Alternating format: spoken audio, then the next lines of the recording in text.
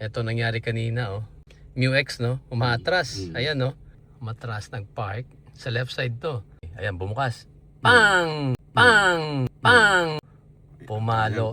Tapos dinikit pa. Nako. Third day pa lang ni Alexa, nagkaroon na agad ng incident. Buti na lang, nakaschedule na for blessing the following day para bawas malas. Ipapabless natin si Alexa.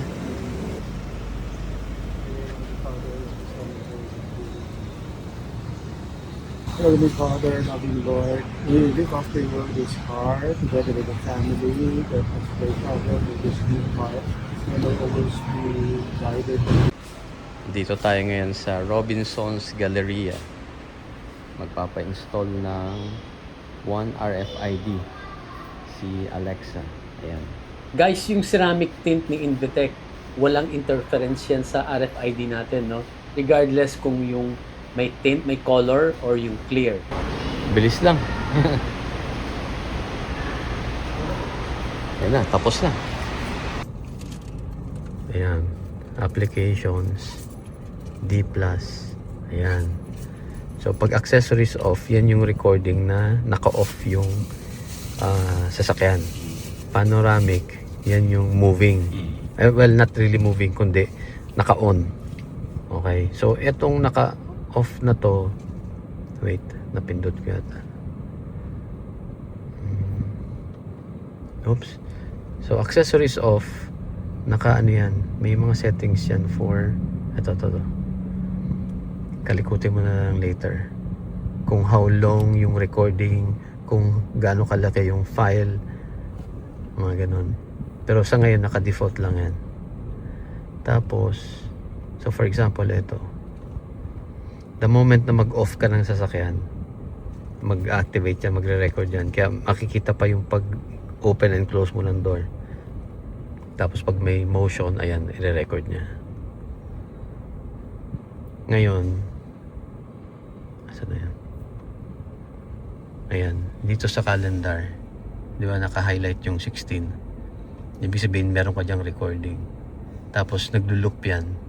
Pag napuno na yung memory mo, magbubura siya nung pinakauna. Kaya mag-move yan. Pag nandito ka na, kasi napuno na siya ng, pagdating mo ng 20, napuno na, buburahin niya na umpisa paunti-unti yung 16. Pagdating mo ng 21, mawawala na yung 16. Napakinabangan agad yung Sentry mode ni Alexa. Ito nangyari kanina, oh. May umaatras na SUV. Ano to? Mu X, no? Umaatras. Ayan, no? Tapos, ayun.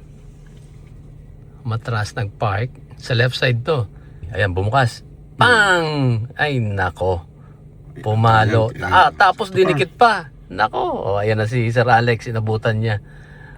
Nako. Nagkaroon niya ng scratch. Buti na lang pag-check ni Sir Alex, ano lang naman, konting paint transfer. So, pinunasan lang niya. Natanggal din naman. At wala namang dent, ano? Wala namang dent. Pero, ay, nako. Parang, nagpapahiwatig ng PPF, pa. Mukhang kailangan ng Invitec PPF. Sir Brian. Oh, Sir Brian, baka naman. Ayan, no? Ito guys, talaga mahirap itong makontrol eh. Paano kung hindi yan inabutan ni Sir Alex? Wala na. Pagdating mo sa parking, wala, may dimple ka na. Pero buti naman, medyo mahina lang. At apologetic naman yung mga matatanda na nandun. So, okay lang. Guys, kung itatanong niyo po kung sino ang nag-install ng Sentry Mode kay Alexa sa Seal 5 Premium, hindi ko po sasabihin. Okay? Katulad nung siya rin kasi ang nag-install kay Panchita sa Sea Lion 6 natin. And katulad ng sinabi ko rin sa inyo, hindi ko po sasabihin kasi po, meron kaming gentleman's agreement, ayaw niyang ipasabi. So, imagine nyo na lang kung kayo din ang kausap ko, tapos biglang in-announce ko sa publiko yung pangalan nyo, tapos nagsitawagan sa'yo, syempre may inis ka. So, I hope naintindihan ninyo. Okay? Ngayon, the good news is, common naman na tong pag-install ng Sentry Mode, hindi na to bago. Unlike noon, nung sa Sea Lion 6 pa lang, marami pang magtatanong kung sino marunong. Ngayon, marami akong nakikita sa mga Facebook groups na marurunong na.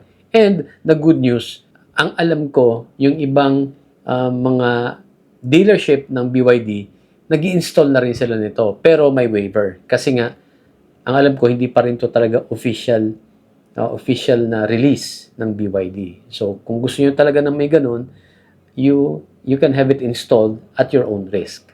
Okay? Nililinaw ko lang at sana po hindi kayo magtampo. At wag na po kayong mag-message at magtanong kung sino. Dahil hindi ko po sasagutin. Pasensya na po, sana naintindihan nyo. Main reason for me to show this to you is para alam niyo na may ganung technology. Maybe yung iba sa inyo narinig nyo na meron pa actually mas advanced nito yung Electro. Yun naman magbabayad ka ng subscription fee ng mga I think 2,500. Mas maraming functionality yun. Makakapag-remote viewing ka ng camera. So makikita mo yung surroundings ng Sea Lion 6 mo. I'm not sure if it works with Seal 5. Di ko pa na-try. Pero yung mga may kakilala ako na may Electro na gamit na nila sa Sea Lion 6 nila tsaka sa Tang DMI. I think it's the same technology. I would think it will also work with Seal 5 and sa Shark and the other BYD cars. Yun lang, yung dalawa, ang personally lang na nakita kong nag-work so far is sa Sea Lion 6 tsaka sa Tang DMI. Okay, ang susunod nating update with Alexa, yung Seal 5 Premium, yung tungkol naman sa OpenSIM. Nagawa na natin yan. I think a few weeks ago, nag-update ako sa inyo na na-install na yung latest firmware kay Panchita, yung Sea Lion 6 natin, at nakagamit na ako ng GOMO na SIM card. So, may mga nagtanong kung working din daw ba yun sa Seal 5. Pwede ka na bang maglagay ng sarili mong SIM card sa Seal 5 so that hindi mo na kailangan ng Wi-Fi modem para yung app mo and kung gusto mo mag-YouTube or mag-Stingray or whatever application na gusto mong patakbuhin doon sa big screen that requires internet connection, doon na rin siya dadaan sa SIM card. So, yun ang next update natin kay Alexa. Abangan nyo po. Thank you guys for watching. As always, please drive safe. Bye.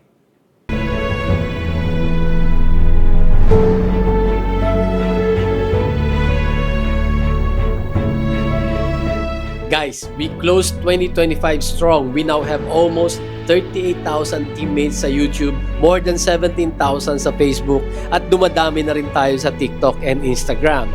Thank you. Thank you so much for riding with us. Ngayong 2026, we will bring you more Pru test drives na inaabangan ninyo. Kaya kung hindi ka pa kasama, mag-subscribe at mag-follow na kayo to officially join the team. Marami pa tayong pupuntahan ngayong taon. Let's go, team!